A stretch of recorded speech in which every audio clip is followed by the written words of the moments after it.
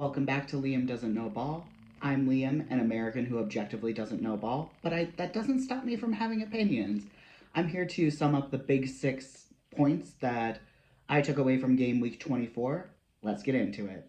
The first point is City are not out of second gear. I mean, Everton have a lot of fight in them. I've been saying that for a while, but they did not stand a chance against Man City. I don't think anyone thought that, myself included, but yeah, City they didn't even have to put any pressure on. It felt like those goals just happened because they're just that good.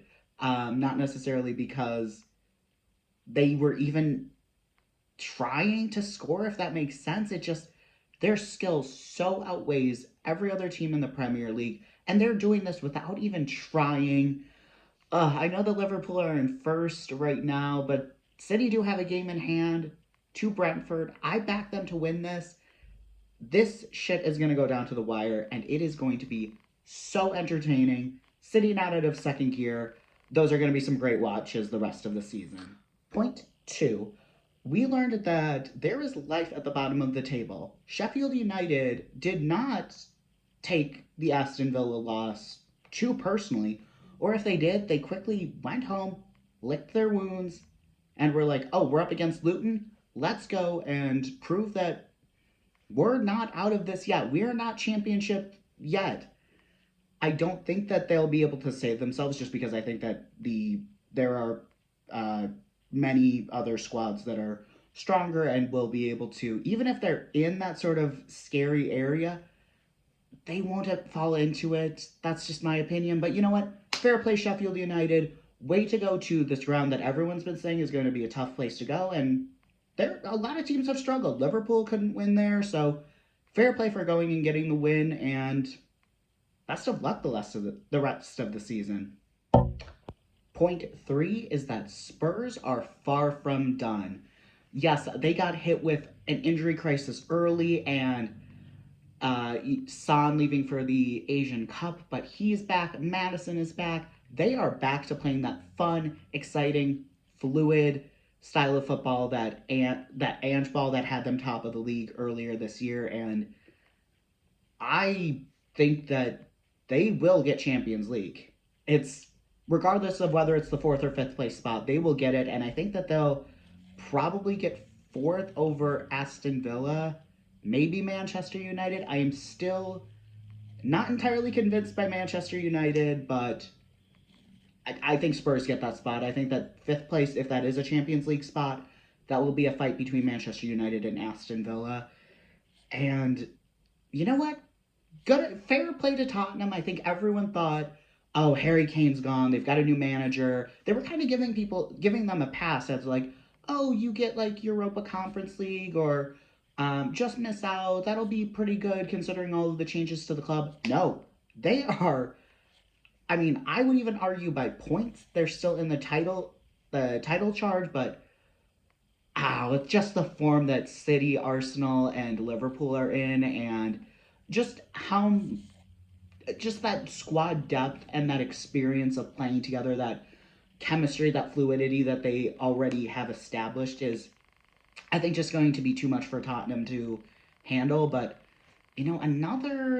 a summer and being able to offer Champions League football, Tottenham are kind of doing what they were supposed to do under Conte. They're just doing it under Big Ange, and again, I have nothing against them.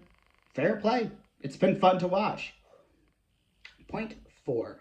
Arsenal are in the title race. I don't know what happened after their rough December and January, but they said, oh, you counted us out, said that we might slip down out of Champions League spots. We're going to go and freaking crush West Ham. Like, to the point that they didn't even allow West Ham the enough possession to create a meaningful free kick or have a meaningful corner. Yes, I know that they gave up corners, but I mean, what considering how bad they were, just getting rolled over by Liverpool, not finishing anything against Aston Villa.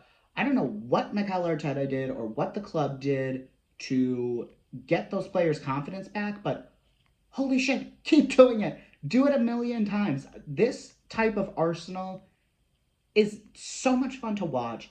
They are a little easier to root for. There's still some unlikable factors about Arsenal, but hey, we're just talking about the football itself. We're not talking about anything off the pitch or any of the personalities. Just wow, what a demolition job, and what a title race this is going to be. The fifth thing I think we learned this week, or at least I learned, is that Scott McTominay has been Manchester United's X factor. Granted, I probably already knew that. He's been contributing with some big goals and big assists, but this last minute winner, that momentum alone can take them into next week and just feel like they can continue their progress. They've been slowly moving up the table. They're in sixth right now, 5 points behind Aston Villa in fifth. And granted, I have been saying that Manchester United are my least favorite team to predict. They're so unpredictable, and I stand by that. I looked at their schedule. They have Luton this weekend. They have Fulham in the league and Nottingham Forest in the FA Cup. What will really tell me if Manchester United is really kind of back is how they perform in the Manchester Derby on March 3rd against Man City, because this could be the catalyst for another spiral. This could, even if they don't win, because I don't think anyone's anticipating this Manchester United squad to go to the Etihad and get anything, but it will show if they're really a united team and kind of how they're going to finish the season, in my opinion. So, you know what? Fair play to McTominay. I've been very critical of him in the past. I think he's kind of a goon. I still kind of do, but, he's coming up fighting for Manchester United the whole season. Fair play. The final thing we learned this weekend was Crystal Palace are willing to lose out on £170 million, or I believe that is the contract for all Premier League teams for TV rights. They are willing to throw that out the window to protect Roy Hodgson's feelings. That's what we learned. I don't know how else to put it. I'm actually going to make another video talking about this, because the fact that they're doing this is, I just can't believe it. I have no other words other than, I think that it's lunacy and buffoonery. I know that he's got a lot of goodwill at Palace, but the second you start, you forget that this is entertainment and a business, you're down, and you have a fundamental business flaw.